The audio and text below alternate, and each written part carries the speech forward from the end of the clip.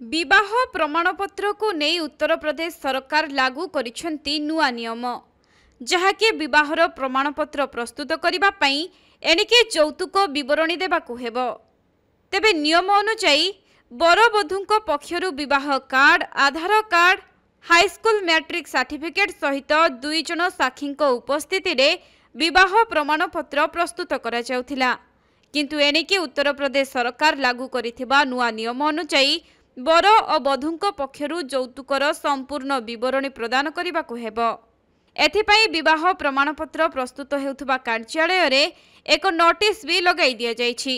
एथि सहित विवाह समय रे बर और कन्या घर लोक किए काहाकू कोन देइछंती से विषय रे भी तथ्य उल्लेख रहिबो। तेबे जन्म प्रमाणपत्र, शिक्षा प्रमाणपत्र भली विवाह प्रमाणपत्र विभिन्न स्थान रे कार्य रे लागि थाए। जदि आपण विवाह परे जॉइंट अकाउंट खोलुछंती सही समय रे विवाह प्रमाणपत्र आवश्यक होइथाए।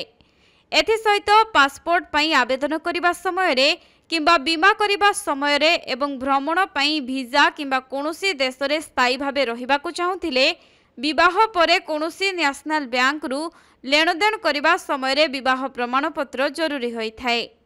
केवल एतिके नुहे, विवाह को नै जदि कोनोसी अभियोग पई थाना को गले ताहले पुलिस विवाह प्रमाणपत्र मागी थांती।